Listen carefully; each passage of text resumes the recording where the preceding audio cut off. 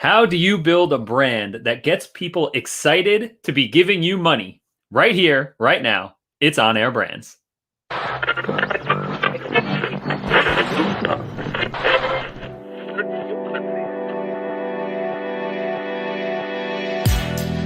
now tuned in to the On Air Brands podcast.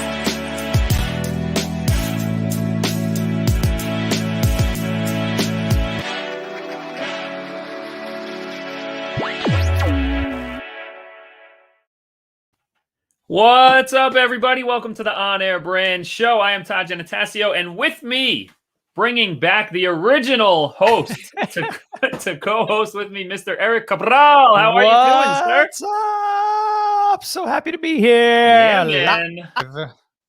The branding expert. So what we just had our pre-show. Well, and also major announcement here. We're coming here 1080p streaming live if you're watching us on YouTube and Facebook. So make sure you're catching that. And Yeah. you know, I remember when HD first came out, it was like right around the World Series, and Albert Pujols was in the World Series, and he had like this thing on his lip when they would like zoom in, and it was like, man, that was like my first impression of HD. And I'm like, now I'm very conscious of throughout my life when I'm like, oh man, is there anything I need to be aware of? Because it was like, oh, look how clear this picture is when you get in on Pujos's face, and it was like all messed up. And it's like, when you're building a brand, you want to make sure everything's clean and polished so that nothing like that happens, right? So that's why we brought on Mr. Eric Cabral today, the branding expert, and we're going to be talking about branding your podcast, branding your business, and branding industries, right? So we were pre-show, we were talking about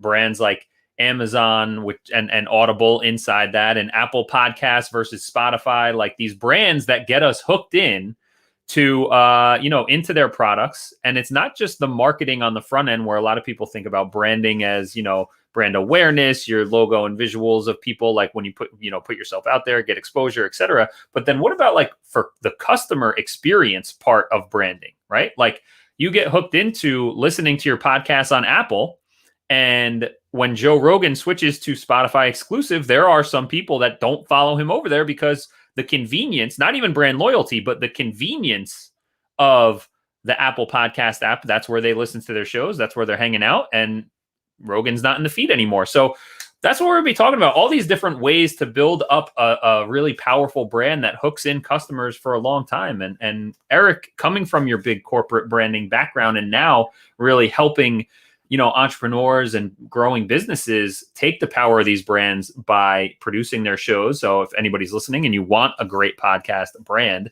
onairbrands.com, scroll down to the bottom and fill out that contact form. You can talk to Eric himself, maybe, if you're lucky. But talk to us about like what's your take on these big powerful brands, and how can we do that as smaller businesses that aren't Apple and Amazon?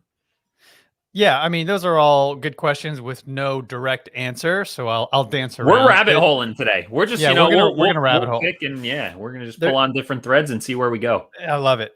And it's always interesting sharing this on Facebook. This is what I'm trying to do. I'm multitasking here, folks.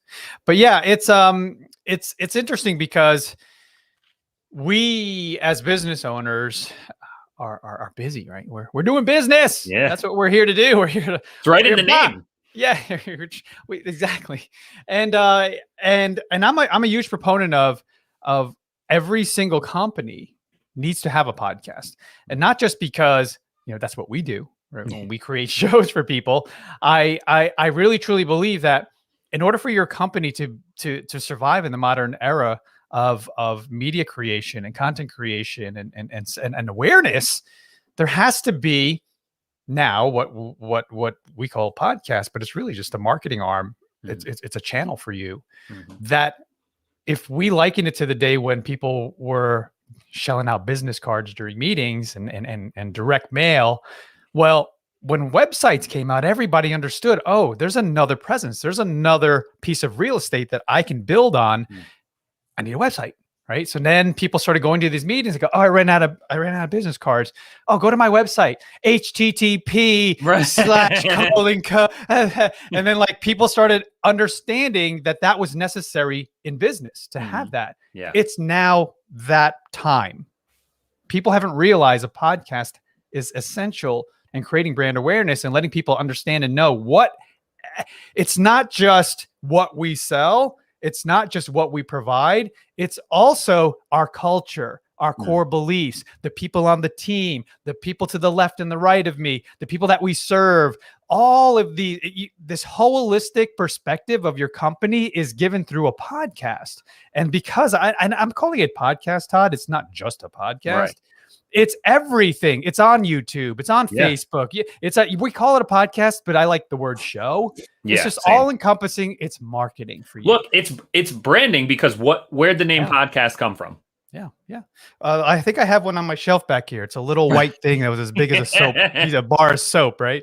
It's iPods. Yeah, the iPods, and that's the power of brand. And I don't know the specific numbers off the top of my head. You might know them closer to me, but it's like 90% of podcast subscribers are subscribing via Apple, right? And then number 2 is Spotify, and number 3 is YouTube. But it's like YouTube and Spotify take up a combined 15% or something like that. It's like the Apple podcast brand hooked people in, and they dominated. They made the name of this entire industry, podcast. And that's, people are still calling it that, even though it is so much more. Totally. It's so much more. And, we use the word podcast, but it could be called anything. Like I said, show is a great way. Yeah. Maybe we push it out everywhere. We push it out on YouTube. We create micro content. The podcast is just the vehicle and the place to create the content. But once it's done, it's game on. Like now it's up to you and your team to develop content around that one conversation. Right. And here's the other cool thing about it, Todd. And I know we could tie this all into branding, but it's a way for us to communicate on a deep level. That's exactly right. It's about deepening relationships. Exactly. And here's the cool thing about what just happened here today, a little sort of meta and behind the scenes is, Todd and I are busy. We're running our own businesses, and we ping each other here and there. We talk through text, but we don't jump on Zooms every day. Right. So Amber, hit us up last night, your co-host, and she was like, "Hey guys, I got court." We forget she's lawyer by day, right? She's such an amazing marketing, brain. So she's like, who are we gonna get? And it never crossed anyone's mind that I could jump in. I'll parachute in. I was like, let's get this thought leader, this amazing author. And we're like, hey guys, me. But anyway, so I jump in. Thank you. Thanks for having me. And when we do our little pre-John, as Rob calls it. Yeah. Shout out to Rob, our producer. But as we did our pre-interview, it was like we talked every single day. Yep. Right. It wasn't like, hey, how you doing? How's the kids? How's the test? Right. It was like, like right down to brass tacks and business and how we can, really expand on this show. But yeah. So anyway, my point is, podcast created that vehicle for us and the reason for us to get together. Yeah. And remember why we love each other. Remember what we connect on and how we can just like share ideas and what's current, what's happening. Yeah. So I love podcasts for that reason. Yeah. And let's talk. One of the things we were kind of going back and forth on in the pre-show was, the subscription brands, the Audible, Audible charges, what is it, $19 a month, right? And you get 1 credit. There's AMC movie theaters. You get, I think I pay $20 or around $20 a month. I get to go to the movie theater unlimited amount of times every month, which is freaking awesome. Crazy. And then there's Apple Podcasts are free, and then there's Netflix subscriptions, and then you were telling me about this Apple Fitness thing that came out or is coming out. Like we don't even know where it is, but it was that Apple has so much audience equity that like they can create products and just put them right into the feed of their whole feed, so to speak, but like onto the Apple TV, and now it's there for everybody. And, building brands that just deepen the relationship with your customers that hook you in, right? Like there's opportunities for that stuff everywhere too, that we need to be thinking differently about these days, where it's not just like, hey, let me, put out messages about my products and do this. It's like, how do we deepen relationships so people just like want to hang out with us all the time and like give us money for it? It's like Yeah, I mean, Apple's unprecedented, right? They've created an ecosystem unlike any other. But what can we do as small to mid-sized business owners is we can leverage the tools that they're creating, or we can model the things that they're doing. Mhm. You know, especially with podcasting, content Yeah. creation, and doing all the things that we now have access to. Here's the thing with and just blanket statement here. When we say podcast, we're talking about content, right? We're Right. talking about Yep. YouTube, we're talking about Facebook, Instagram, all of it. So when you go out there and you commit to it, because it is a commitment, right? Starting a podcast, creating a podcast, and doing it on a continuous basis, right? Because you can only pull results and justify doing it. Your ROI is based Yep. off long-term results. So when you do it, this is affecting everything as a whole. To bring it back around, Todd, with branding. And when we say branding, we're talking about your company's reputation, your personal reputation, like how people view you and how people talk about you when you're not in the room is massive, right? Yeah. So the podcast helps with that. It helps with the credibility. It helps with the introduction. It helps with people getting to know you before they get to know you or meet you physically. So it's just another way and another window for people to gain access to you. And if you're doing it right and you have a successful business, it's just an add-on. It's value that you're adding onto your business and to your consumers. Yeah. And think about this. I'm sure, over your years, once you left, the big corporate ladder, when someone comes to you, and I've heard this so many times, as in the marketing agency, a client comes and they say, we need a new website, make it look like Apple's, or we want a brand, make it like Apple's, right? And it's like, but one, you're not Apple, and two, Apple has spent how many billions of dollars over the years building a brand? So if you try to do what they're currently doing, it's probably not going to work out too well for you, right? Like they don't need to, they have already deepened these relationships. Now, but what if you could create that same type of relationship where, like, I don't know if this still happens, but remember new iPhones coming out, people were camping out at Best Buy. They still do that? They still do that. Oh, so like, I don't, but like, that was the power of the Apple brand, where they're creating these things, right? And they have these loyal fans. Now, all right, as a small, medium business, you're not going to have millions of people across the world camping out the night before. But what if you pick your small target audience? How can you create that type of excitement and relationship with people? Don't try and boil the ocean and become this mass global brand and mimic what Apple's doing today. But how can you pick, what Seth Godin and others call like the minimum viable audience, to get them subscribed to your show so you can deepen the relationship way better with an intimate group of people, whether it's hundreds, thousands, tens of thousands, but it's not, you don't have to spend billions of dollars in advertising to do this. You just attract your tribe, right? And now you can use your show to be in front of them regularly, get them indoctrinated into your values and your team members and all the stuff you just talked about, right? And now you do have that same Apple magic, but with 100 or 1,000 people instead of 1 million people. But, we're likely not talking to the people who are making billions of dollars a year, right? Like that's the power of getting your show. And then you can expand from there into greater sized audiences. But podcasts are able to give you that Apple magic, that brand magic that Apple has when you're, within who you want to be talking to. Yeah. I want to rewind the clock to your point with now that we're talking about Apple and how they did it. If we go back to the 90s, I remember, and I'm sure you remember this too, we would get magazines in the mail every day, every week. That was like Mac Mall. They had PC Mall too, but then all these, and then there would just be pages upon pages of like these beige computers, right? That were thousands and thousands of dollars, right? That was the only way you could get your hands on a Mac. And we didn't know it or love it as a brand. We just knew them as computers, right? That's all we needed it for. But then at some point, Apple got their shit together and they were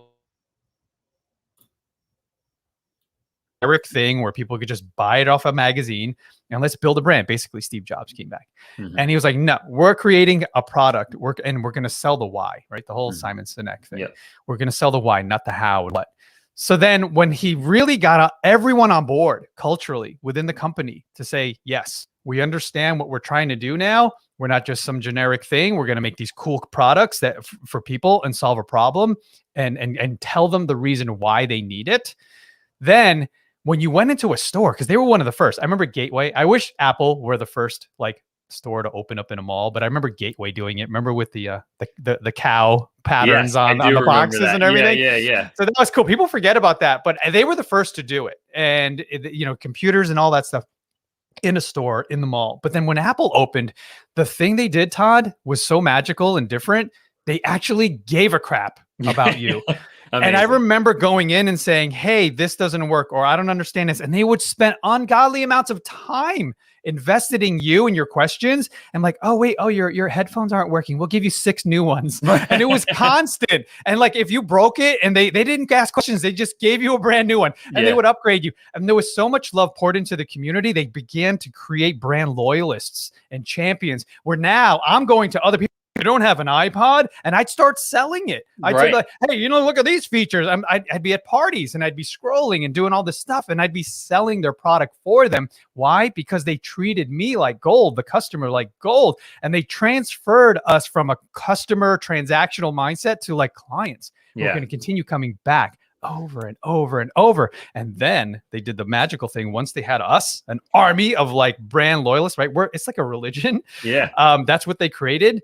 They started to create the ecosystem where like now, it's an iPod. That was it's the expansion. Exactly. Computer. It's now connected to your phone. It's connected to your head.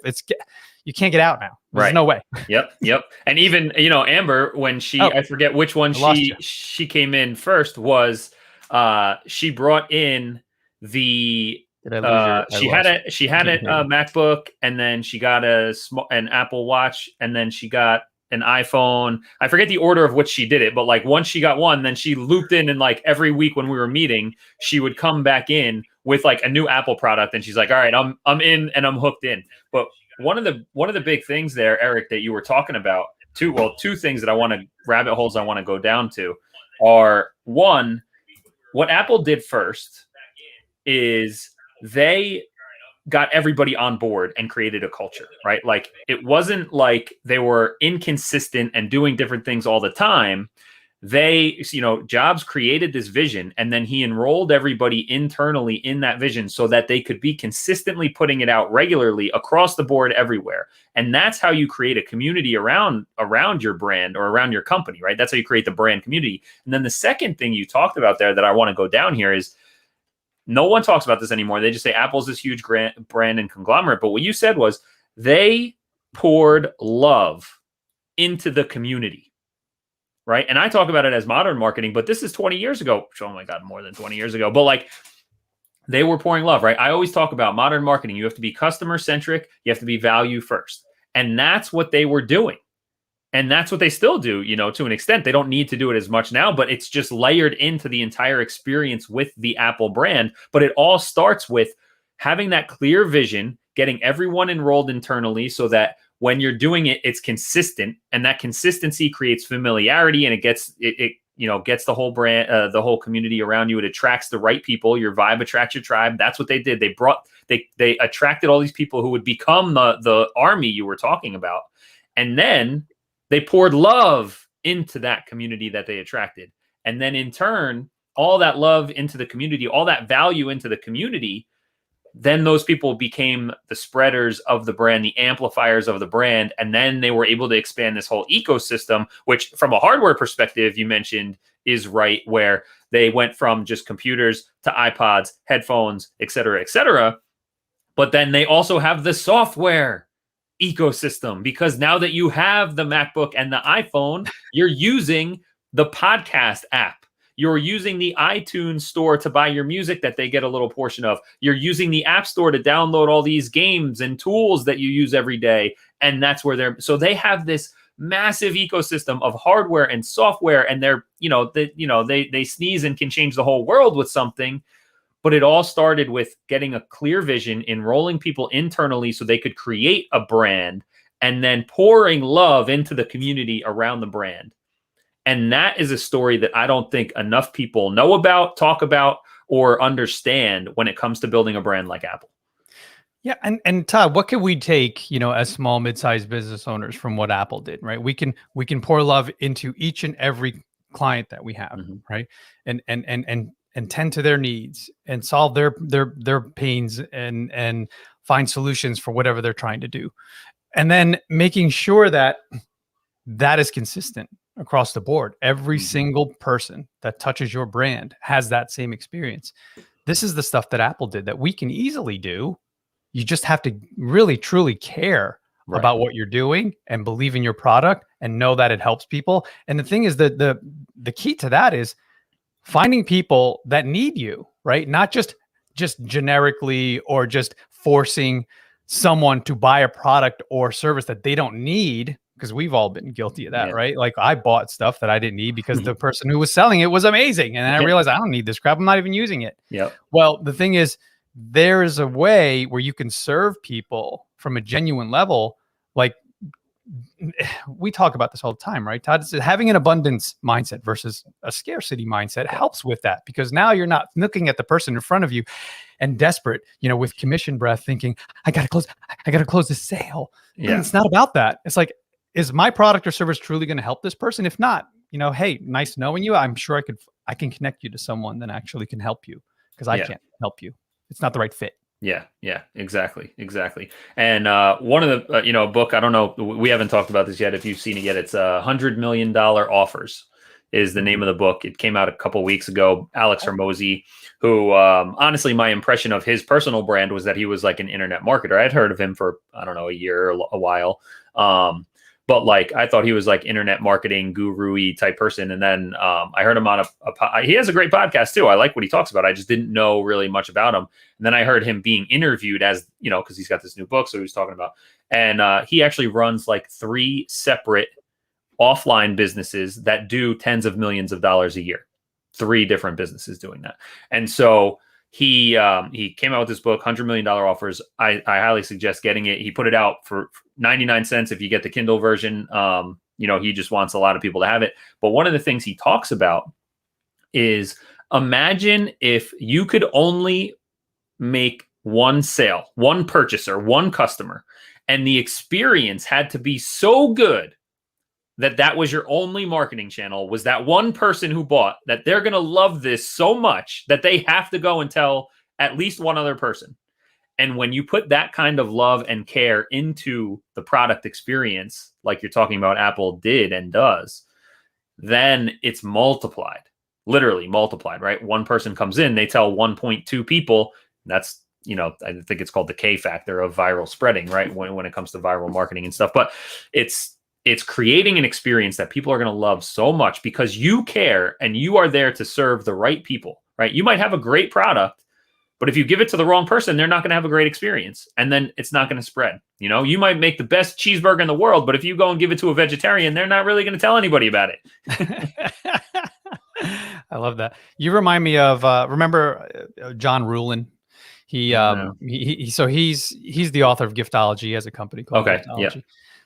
And he wanted Tony Robbins as a client, right? The big fish. Mm-hmm. And what he did was he spent so much time creating a unique product for Tony Robbins. And so the business of Giftology is you hire them and they will systematically send gifts to your clients, but it's all personalized. So it's 100% coming from you, but they do all the legwork, they do all the back end. Yeah. So one of the things and one of the gifts they love to give are Cutco knives. Right? Mm-hmm. So you can't just send Tony Robbins a package of 2 Cutco knives, right?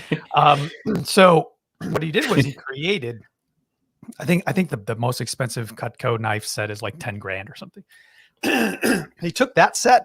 Was that a ninja sword that comes with it? Yeah, I know, right? and a ninja delivers it. Yeah. While you're sleeping. But anyway,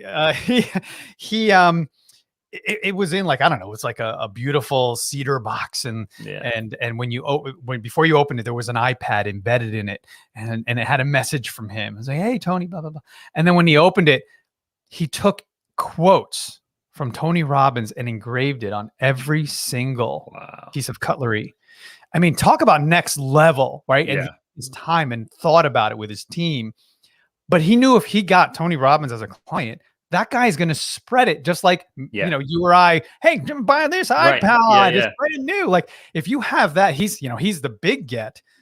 But, if you go for the 100,000 millions of people, that can be your brand champion. But this is what I'm talking about. Is like if you're talking about is putting the time, energy, and effort into helping or figuring out how you can break through the noise so that you can, get the right people on board, collectively, so that they can help you, right? You want to create your sales force. Yep. With tactics like that. And what's great now, that's obviously, this is a very extreme example of doing something like that, right? Like, and it's amazing, but like, let's take that into like the real practical world of like day-to-day operations of the business, right? And how does that tie in? Like, this is what's great about having a show, is that if you have a clear vision for the show content, the people you want to serve, that you can show up consistently and bring value. And then you think, how can we bring the love and service into this show so that we can serve as many people as possible through the show? And then that becomes great content that your audience is going to love and they're going to want to share. And guess what? It's really easy to share the link to your show, whether that's on YouTube, Facebook, the podcast share button, like sending it to somebody via email or text or screenshotting to Instagram. But your show episodes and then the micro content that comes out of it is extremely shareable for those people that are like, man, this episode was great. I need more people. I want more people to hear this. Or, oh man, they're talking about like podcast branding. My friend is, they have a podcast and they, there's no consistency. There's no brand. I need to share this with them so they can hook up with Eric, and they're going to share that over and go to onairbrands.com, scroll down, fill out that contact form if you want some podcast branding. But that's the power of the show, is making it. And when you come from this service standpoint and the abundance mindset, let's share everything. Here's everything we know. Here's what we advise our clients. Take this information and use it yourself or share it, and that becomes something people want to put out to their friends, family, colleagues, coworkers, whoever becomes relevant, right? Yeah. Yeah. And you and I talk about this a lot, where, there's all the different types of services, right? You can do do it yourself, do it with you, do it for you, and for a lot of the people that come to us or come to you at Tresnick, where it's like, I can't afford you. How can you teach me how to do it myself? Mm-hmm.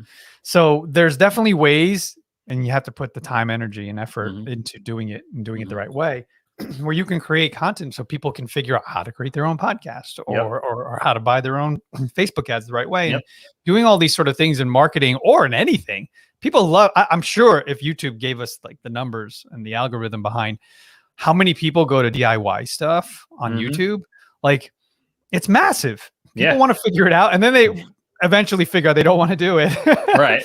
And then just go hire a freaking carpenter or something. But yeah, it's a really good tactic and strategy for you as a business owner if you have a product or a service where you can distill it down to something that you can give on your website or your podcast. And so, hey, guys, I know what we're doing is difficult and we want to help you to do it yourself. So here, download the blah, blah, blah, blah, blah. And then like you give them a link to your white paper or to your whatever, your YouTube channel, whatever it is.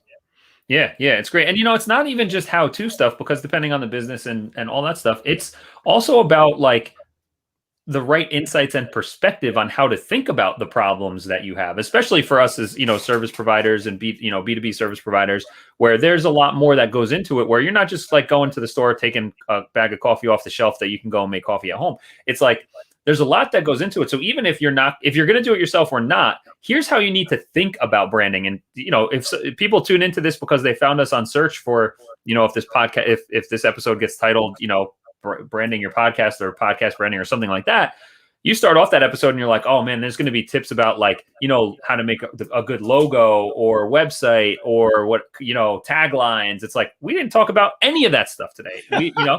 And so this episode is a great example of the content that you put out for your brand does not have to be how-to stuff. It doesn't have to be information. It can be perspective shifts or, here's some insights into how to make the decisions around how to do those things that you're trying to do. Like, you want to build a brand.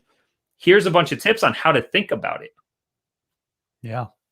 A lot of people, Todd, and I'm trying to think of the days before I created any businesses and the people that I was running into at the time that were doing the same thing. It's a level of thinking it's not easy, right? Yeah. And then you got to like kind of project and think, okay, what will it become?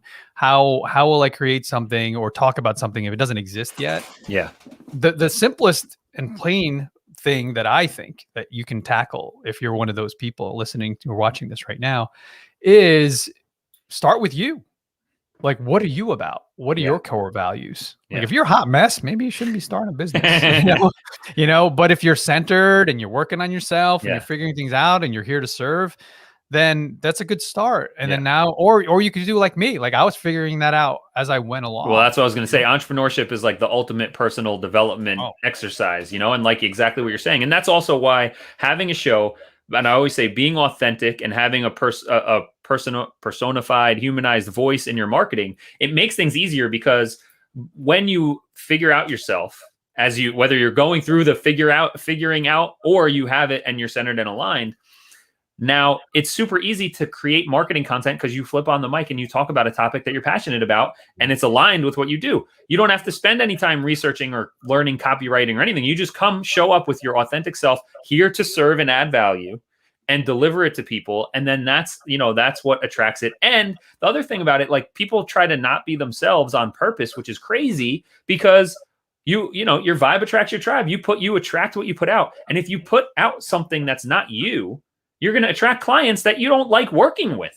Why are you going to do that to yourself, right? Like, be yourself, put out that stuff. And so then you're going to attract people who are into those same things. They're going to be aligned with you on a personal and business level, and you're going to enjoy the clients you work with better. So having a show gives you the ability to actually not just attract clients, but attract better clients. Yeah. So true. There's this massive shift and evolution, in business, especially small to mid-sized businesses, where the owners or the founders are really starting to realize they need to position themselves as the thought leaders that they are. And, that's a lot of responsibility and a lot of pressure, right? To take that role. And if you find that, okay, that's not me, or I'm not comfortable, or I'm not great on the camera or mic, that's fine. I mean, I highly recommend test driving it and see if it works. If it doesn't, there's a number 2 that you have, or there's a number 3, someone on the team that you can bring on board that can do that with or for you. And now you're doing what needs to be done. So, I mean, I think there's ways that people aren't thinking of, and it's truly essential today. I think. I mean, the gigantic corporations, they've got it all sort of figured out. They're moving, they're shaking. Well, they're not all, well, I want to correct that. They don't necessarily have it all figured out. But what they have is they are the Yankees compared to the A's in Moneyball, right? They have so much money behind it that they can afford to make the mistakes along the way and figure it out and get it straightened out and test different things. We don't necessarily have the luxury of the Yankee payroll, right? Right. Everybody hates the Yankees. I love the Yankees. I mean, but nobody cares about. Well, no, what was it? Moneyball. Like, everybody. Oh yeah. Nobody complains about the A's. Right. Yeah, exactly. Everybody hates the winners. Yeah. But yeah. Exactly to your point. They have unlimited banks of capital that they can invest and they can tweak and they can experiment. And that's how they figured it out. And so not to discourage everyone from that, but it's let's learn from the best who are doing things well and model those things. Yeah. But it's work, it's effort, it's energy, and it's something where if you're if you're a brand or a company that's like I like to call legacy, you've been around for like dozens, if not, decades, then it's harder to make the shift, right? Because your mind or your team, is still adopting the old school ways of sort of marketing. I'm like, I need my logo on a billboard on New Jersey Turnpike. Like, no, people don't really necessarily do that anymore. It's like, let's just give all of them to Rob Sells NJ. And call it a day, right? I think the only billboards I ever see is I Hate Steven Singer. This is all a plug to him.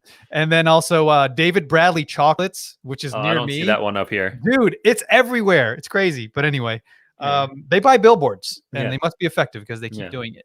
But it's interesting now because apart from doing like bandit signs, people still do that. Like people still like for non-real estate people, tell our audience, what is that? Yeah, dude, you won't believe this.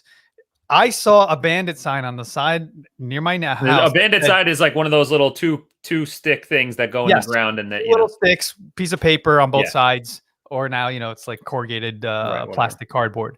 And it's got usually we buy houses, we buy ugly houses. But I saw one Todd that you'd appreciate. I'm gonna call this. It says we create Facebook ads. No joke. I'm like, wait, what? Who's doing that? I want to call just to see if it's been effective. Right? Yeah. Are you getting any ROI on those bandit signs? Yeah. Can we buy Facebook ads for you? That's hilarious. Yeah, but apart from that, like people have to adopt ways and understand that, okay, there's still old school methods that may work in certain industries, but I think what we're doing works on all industries, in every type of business. And it just needs the owners and the people in that company to realize, okay, it's not as hard as you think it may be. Yeah. I love it. And part of, as we wrap up here, I want to make sure everybody knows, if you are listening and you do want to either create and launch or, rebrand or polish up the brand that you have, onairbrands.com, right on the homepage there's a contact form you can fill out, and you can talk to Eric or one of the other team members for free about the brand situation that you have, and they can help guide you. And if it's a right fit, as you could tell, this man is here to serve and help people. So if it's not a right fit, you don't have to worry about getting covered in commission breath, because we are all here just to help and serve and guide you in the right direction. So make sure you go to onairbrands.com so that you can talk and learn about branding your business and launching a show. But tell us a little bit about, I'll call this your personal brand, but it's your mission, your tagline. I'm going to put you on the spot. You brought this to the table a couple months ago when we were together in person, but hit us with, what is your personal brand mission there and your tagline? Yeah. Oh, thanks for bringing that up, because the personal brand mission at the time, I think it was the first time I said it out loud, was with you there, has become On Air Brand's mission and tagline. So to make the world a better place, one mic at a time, is our mantra. And it truly is what we're doing. And it's not in the typical sense or the predictable way that you're thinking what we're doing right. It's my mic, it's Todd's mic, but it's also introducing you to another podcaster, or getting you on someone else's show, or giving you a show, or speaking on a stage, or introducing you to someone who can get you on a stage. There's many, many, many ways and many, many platforms. The microphone is the amplifier. It's the bullhorn, and we're here to do it one conversation at a time, one stage at a time. And that's really something that's close to my heart now, and I'm just putting it out there. So thanks for allowing me to share that. Yeah, I love it. And so, guys, I hope that resonates with you, because it resonates with me. If you made it this far through the episode, I imagine that it has to. So make sure you go to onairbrands.com and connect with Eric and the team over there about branding your voice in a way that can, really increase your impact in this world. And let's change the world one mic at a time. So thank you, Eric, for coming and hopping in to fill in for Amber this week. Much appreciated. Always grateful for the time I get to spend with you and getting your message out like this on our two mics today. And until next week, guys, we will catch you on the next episode. Appreciate it.